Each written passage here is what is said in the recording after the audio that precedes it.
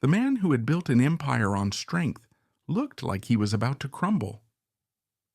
Dwayne "The Rock" Johnson sat across from Jimmy Fallon in Studio 6B, his massive frame somehow seeming smaller, more vulnerable than anyone had ever seen him. The person who had made millions believed that anything was possible through sheer force of will and positivity now appeared to be wrestling with something that no amount of physical power could overcome. Jimmy noticed it immediately. They'd been playing Strong Moments, a Tonight Show game where guests shared times they'd found inner strength to overcome adversity. For most celebrities, it was an opportunity to inspire, to share uplifting stories of triumph. For Dwayne, it had become something that looked increasingly like a confrontation with his deepest, most carefully guarded secrets. "All right, Rock, here's a powerful question," Jimmy had said with his usual enthusiasm. "Tell us about a moment when you had to dig deeper than you ever thought possible to find strength. When did you discover what you were really made of?" The question should have been perfect for Dwayne. Here was a man who had overcome poverty, built multiple successful careers, inspired millions with his work ethic and positivity. Stories of strength were literally his brand. Instead, Jimmy watched as one of the most motivational figures in entertainment began to quietly fall apart. "Jimmy?" Dwayne said, his voice missing its usual commanding presence. "I need to tell you something that might surprise people. Because the question isn't when I found my strength. The question is when I almost lost everything because I thought I had to be strong all the time." The confession hung in the studio air like a thundercloud. The audience, expecting tales of triumph and motivation, instead found themselves witnessing something much more vulnerable, their symbol of strength admitting he had been broken. Jimmy felt his entertainment instincts immediately give way to human concern. "What do you mean?" Dwayne looked down at his hands, hands that had moved mountains, lifted impossible weights, created an empire. And when he looked back up, his eyes carried something no one had ever seen there before, the echo of a boy who had once wanted to disappear entirely. "I mean, when I was 15 years old, I was so depressed that I thought about ending my life. And for the past 30 years, I've been carrying that secret like it was kryptonite." The studio fell completely silent. Not the expectant silence of an audience waiting for a punchline, but the heavy silence that follows a truth so raw it stops time. Jimmy made a decision that would define this moment. He stood up from his desk and moved to sit directly next to Dwayne, understanding that this conversation required presence, not performance. "Dwayne, thank you for trusting us with that. Can you tell me what was happening when you were 15? "Everything was falling apart," Dwayne said, his voice becoming smaller, more vulnerable. "My family was struggling financially. We'd just been evicted from our apartment in Hawaii. My dad was wrestling, but barely making enough to survive. I felt like a burden on everyone I loved." He paused, clearly accessing memories he'd spent decades trying to bury. "But the worst part wasn't the poverty or the instability. The worst part was feeling like I couldn't talk to anyone about how much I was hurting because everyone expected me to be strong." The cameras continued rolling, but everyone in Studio 6B understood they were witnessing something unprecedented. One of the world's most successful motivational figures, revealing the darkness that had nearly consumed him. "Where did that pressure come from?" Jimmy asked gently.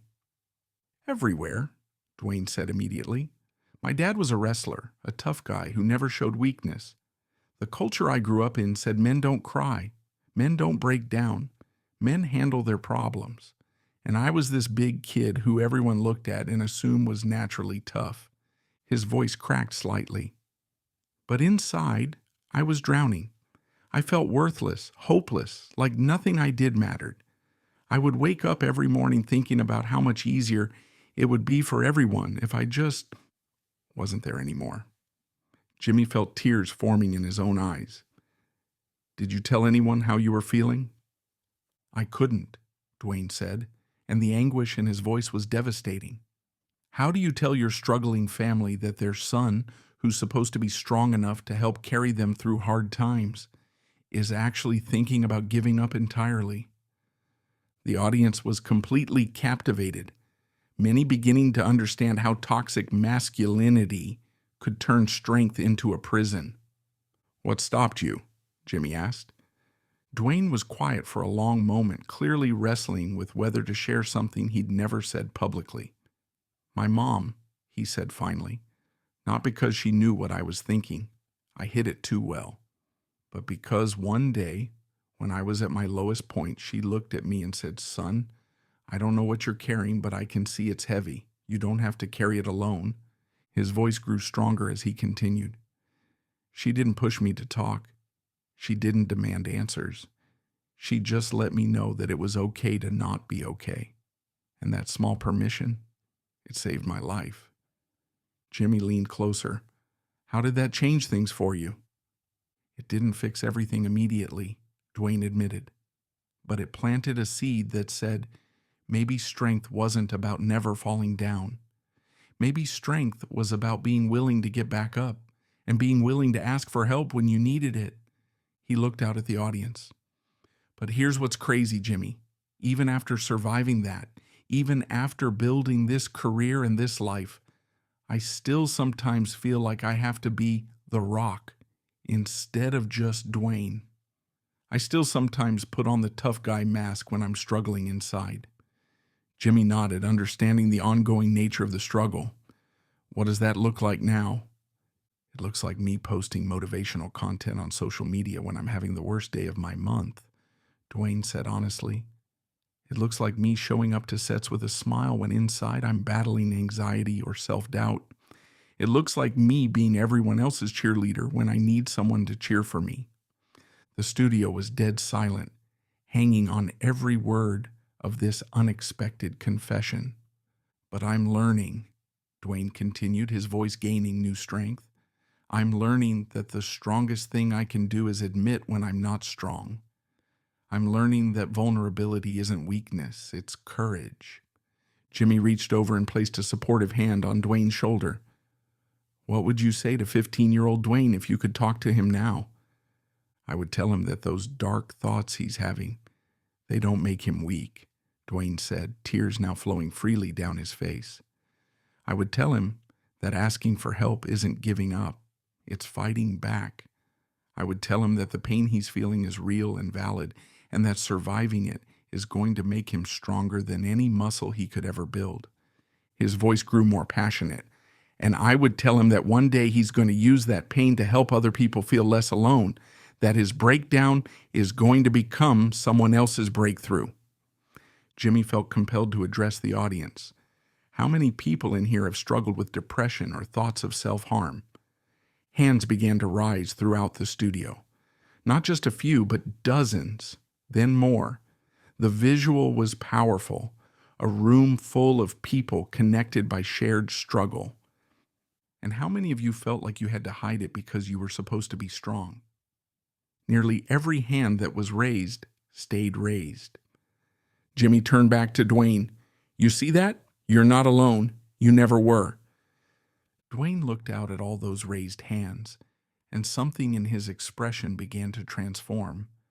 The shame was still there, but it was being replaced by something more powerful: purpose. "I want to say something directly to the camera," Dwayne said, addressing millions of viewers.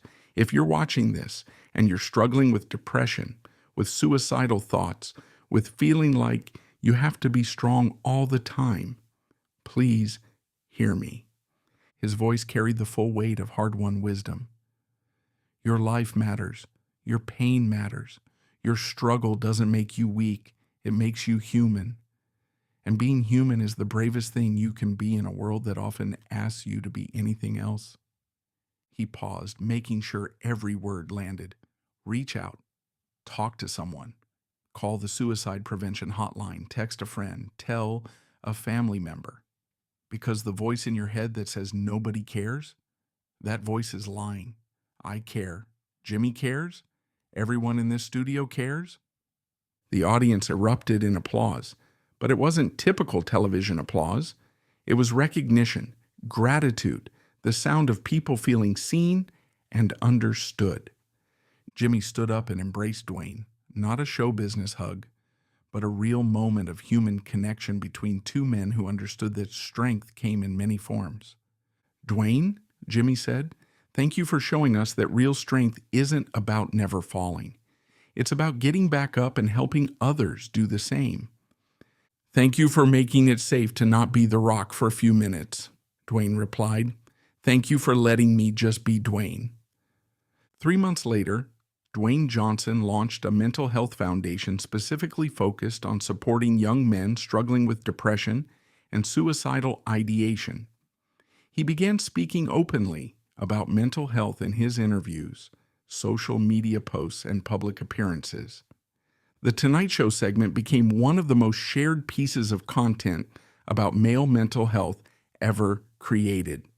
Suicide prevention organizations reported a significant increase in calls from young men following the episode's airing. And Dwayne? He continued being the Rock, the motivator, the inspiration, the man who moved mountains. But now he also became something more important. The man who proved that even rocks can be vulnerable, that even the strongest among us sometimes need support, and that admitting your struggles doesn't diminish your strength, it amplifies it. The 15-year-old boy who once wanted to disappear had grown up to become someone who made sure other struggling young people knew they never had to disappear. And that, it turned out, was the strongest thing he ever did.